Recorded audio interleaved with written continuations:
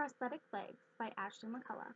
I chose this as my project topic because I find prosthetics to be incredibly fascinating and I've been looking into it as a possible career.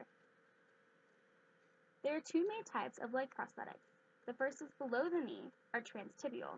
The other is above the knee, which is also known as transfemoral. For this project, I focused on transfemoral prosthetics. There are four main parts of a transfemoral prosthetic. There is the socket, the artificial knee, the shaft, and the foot. The socket is typically considered the most important part. The socket is the piece that has contact with the residual limb. This means that it needs to have a close fit. Sockets are made out of plastic polymer laminates, which are also known as thermosets. Common thermosets used are acrylic, epoxy, and polyester. The most used is polypropylene. These thermosets, while in semi-liquid form, are combined with reinforcement textiles. Common textiles are fiberglass, nylon, Kevlar, Dacron, and carbon fiber.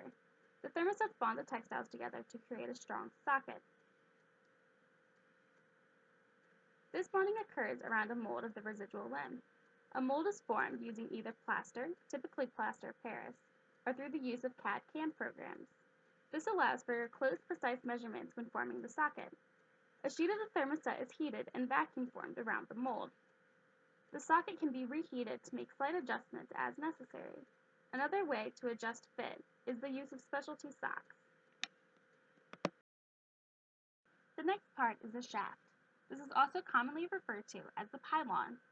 The shaft is the internal structure of the leg. It connects the socket, the knee, and the foot.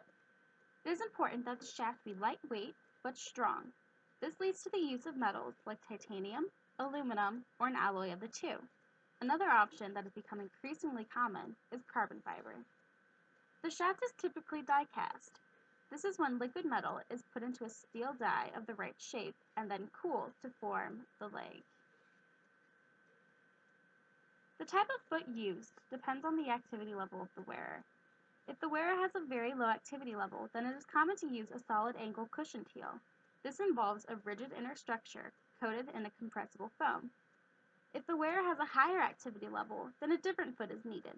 This foot is typically made of carbon fiber and is in a J shape, though the angles may change.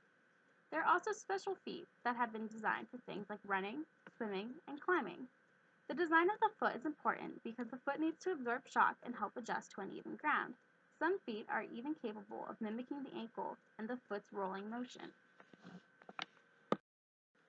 The next part is the knee. There are two common knee types, mechanical and computerized. A mechanical knee operates with a simple swing control where the knee locks when it is extended and bends slightly while it swings. This happens with the help of fluid pistons. The computerized knee is smaller and lighter than a mechanical knee. They are capable of being programmed to learn the wearer's gait. It has sensors for force, timing, and the leg swing. This allows for more control while walking. Prosthetics are very personal tools that need to be customized to each wearer. This means that the manufacturing process involves a lot of hands-on molding and shaping. Many adjustments go into finding the right fit for each individual person. Another note is that prosthetics often do not have a very long lifespan.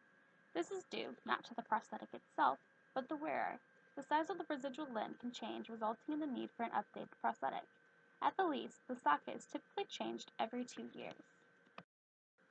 Once all the components are put together, the leg has to go through testing.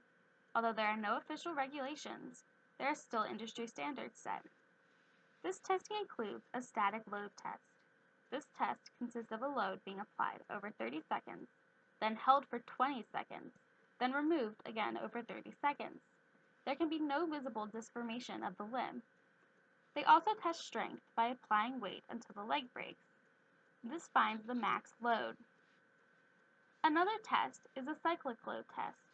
This test involves a load being applied 2 million times at 1 load per second. This is done to simulate 5 years of use. The typical goal is for the limb to be able to withstand 250,000 cycles. If I could research further, I would want to look into the new advances that have been made. This includes myoelectrics, which use sensors in the prosthetic to receive electric signals from engaging muscles. This sends messages to a controller, which moves the prosthetic. I would also like to look into the advances in using brain signals to create movement in prosthetics.